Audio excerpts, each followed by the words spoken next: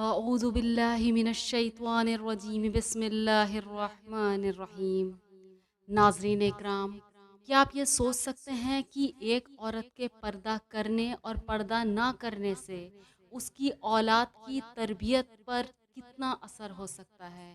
آج میں آپ کو لے چلوں گی ایک ایسے سچے قصے کی طرف جس سے یہ بات ثابت ہوگی کہ پردہ عورت کا ایک فطری عمل ہے، اور کس طرح وہ نہ صرف اولاد کے پیدا ہونے سے پہلے بلکہ پرورش کے بعد، جوان ہو جانے کے بعد، اور جب بچہ پوری طرح اپنی عمر کو پہنچ جاتا ہے تو کس طرح ماں کا پردہ کرنا اس پر اثر انداز ہوتا ہے۔ ایک گاؤں میں ایک باپردہ خاتون رہتی تھی جن کی ڈیمانڈ تھی کہ شادی اس سے کریں گی جو انہیں باپردہ رکھے گا۔ ایک نوجوان اس شرط پر نکاح کے لیے رضامند ہو جاتا ہے۔ دونوں کی شادی ہو جاتی ہے، وقت گزرتا رہتا ہے، یہاں تک کہ ایک بیٹا ہو جاتا ہے۔ ایک دن شوہر کہتا ہے کہ میں سارا دن کھیتوں میں کام کرتا ہوں، کھانے کے لیے مجھے گھر آنا پڑتا ہے جس سے وقت کا ضیاع ہوتا ہے، تم مجھے کھانا کھیتوں میں پہنچا دیا کرو۔ بیوی راضی ہو جاتی ہے۔ وقت گزرتے گزرتے ایک اور بیٹا ہو جاتا ہے جس پر شوہر کہتا ہے کہ اب گزارا مشکل ہے، تمہیں میرے ساتھ کھیتوں میں ہاتھ بٹانا پڑے گا۔ یوں وہ باپردگی سے نیم پردے کی طرف پہنچ جاتی ہے، اور تیسرے بیٹے کی پیدائش پر اس کا شوہر مکمل بے پردگی تک لے آتا ہے۔ وقت گزرتا رہتا ہے یہاں تک کہ اولاد جوان ہو جاتی ہے۔ ایک دن یوں ہی بیٹھے بیٹھے شوہر ہنسنے لگتا ہے۔ بیوی اس کے ہنسنے کا سبب پوچھتی ہے تو کہتا ہے کہ بڑا تو پردہ کرتی تھی، آخرکار تیرا پردہ ختم ہو گیا، کیا فرق پڑا پردے اور بے پردگی کا؟ زندگی تو اب بھی ویسے ہی گزر رہی ہے۔ وہ بولتی ہے کہ تم ساتھ والے کمرے میں چھپ جاؤ، میں تمہیں پردے اور بے پردگی کا فرق سمجھاتی ہوں۔ شوہر کمرے میں چھپ جاتا ہے۔ عورت اپنے بال بکھیرے رونا پیٹنا شروع کر دیتی ہے۔ پہلے بڑا بیٹا آتا ہے، رونے کا سبب پوچھتا ہے تو عورت کہتی ہے تیرے باپ نے مجھے مارا ہے۔ بڑا بیٹا ماں کو سمجھاتا ہے کہ اگر مارا ہے تو کوئی بات نہیں، وہ آپ سے محبت بھی تو کرتے ہیں، آپ کا خیال رکھتے ہیں۔ وہ سمجھا بجھا کر چلا جاتا ہے۔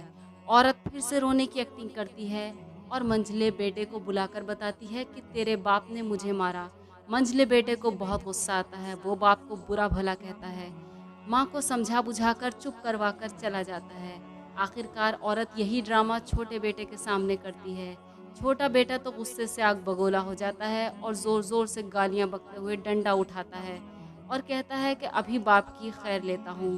پھر عورت شوہر کو بلا کر بولتی ہے کہ پہلا میرے پردے کے وقت پیدا ہوا تو اس نے تیرا پردہ رکھا، دوسرا نیم پردے کے زمانے یعنی کم پردے کے زمانے میں پیدا ہوا تو تیری آدھی لاج رکھ لی، جبکہ تیسرا جو مکمل بے پردگی کے زمانے میں پیدا ہوا تو وہ مکمل طور پر تیرے عزت کا پردہ اتارنے گیا ہے۔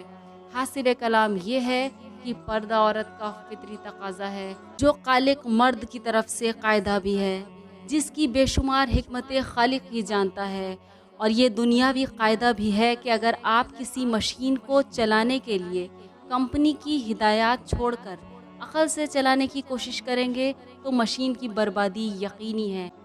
یہی وجہ ہے کہ جو لوگ عورت کو آزاد کر چکے، مغربی دنیا کے اثر میں آ چکے، ان سے پوچھو کہ آج وہاں ریپ کا تناسب کتنا ہے، ان کے معاشرے میں ماں بہن بیوی بیٹی کو کیا مقام حاصل ہے، اور پھر وہاں کی اولادیں اپنے والدین کے ساتھ کیا سلوک کرتی ہیں، یہ بھی کسی سے پوشیدہ نہیں ہے۔ اور مشرقی معاشرے میں آج بھی ماں بہن بیوی بیٹی کو کیا مقام حاصل ہے۔